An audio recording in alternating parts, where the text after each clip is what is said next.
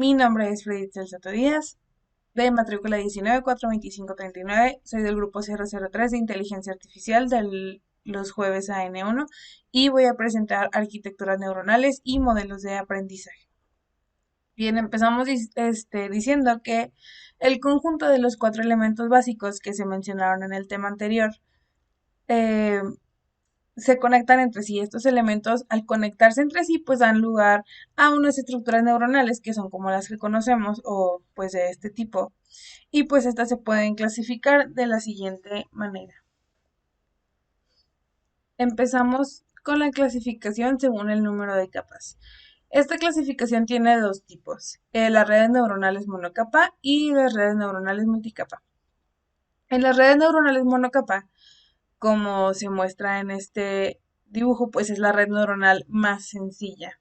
Estas tienen una capa de neuronas de entrada y una capa de neuronas de salida.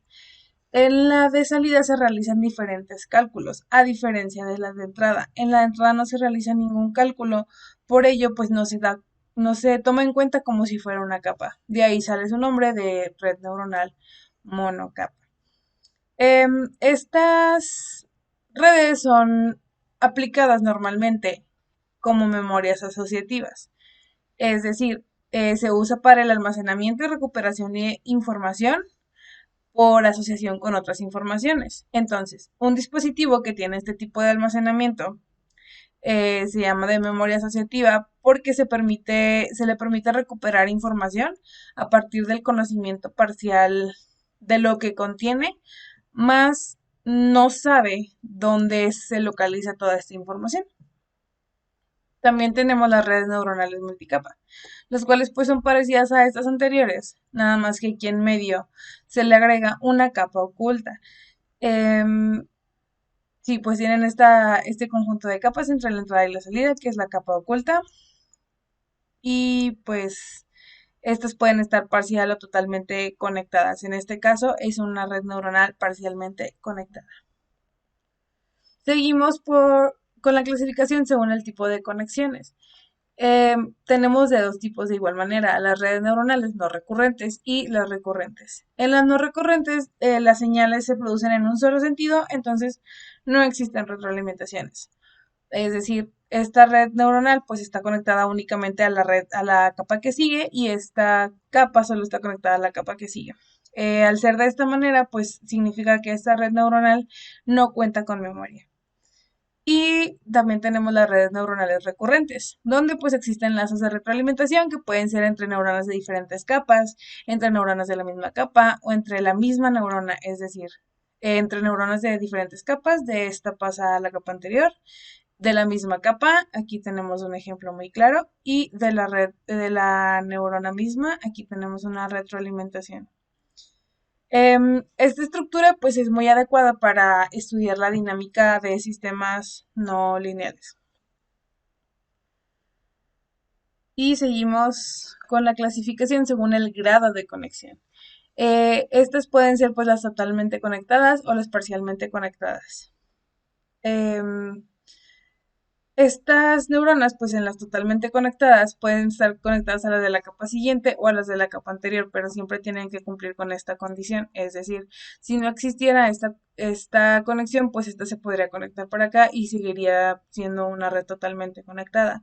Esta se podría eliminar y esta seguiría siendo una red totalmente conectada si se retroalimenta estas dos neuronas. Y acá de este lado, pues tenemos las parcialmente conectadas, donde no se da la conexión total entre neuronas de diferentes capas. Entonces, pues si no existiera esta conexión, si no existieran las conexiones de esta manera, pues igual se podrían como conectar de otras formas, pero siempre y cuando, pues por decir, esta neurona no se conecte con las siguientes cuatro, esta neurona no se conecte con las siguientes cuatro, esta no se conecte con las tres y así sucesivamente. Em, todas estas neuronas podrían conectarse para llevar a cabo una estructura mayor.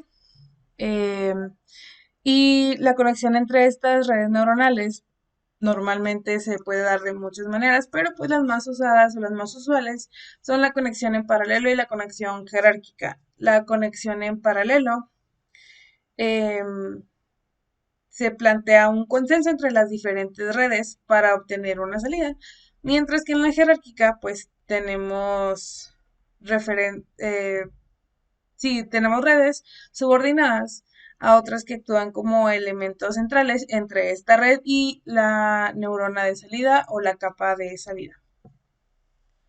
Y continuamos con los métodos de aprendizaje. Em, En este caso, en una red neuronal artificial es necesario definir el procedimiento con el cual estas conexiones del dispositivo tienen que variar para proporcionar una salida. Entonces, pues nuestro método de aprendizaje se puede dividir primero en dos grandes grupos, que son el aprendizaje supervisado y el aprendizaje no supervisado. A su vez, el aprendizaje supervisado se puede dividir en aprendizaje por refuerzo o por corrección. Bien, tenemos que el aprendizaje no supervisado, pues no conoce la salida que debe dar. Entonces, se organiza ella misma agrupando las señales de entrada según sus características.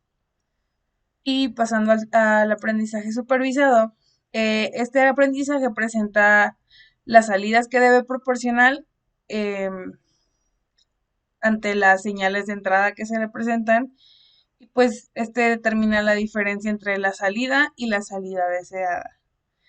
Pues las compara y después de comparar estas, modifica los pesos según el error cometido.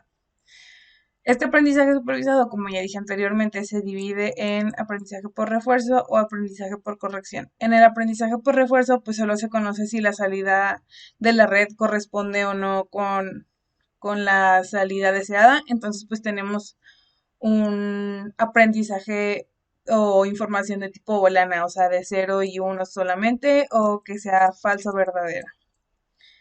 Y pues tenemos por último el aprendizaje por corrección, donde se conoce la magnitud del error y determina la magnitud del cambio en pesos. Y esto sería todo por mi parte. Muchas gracias.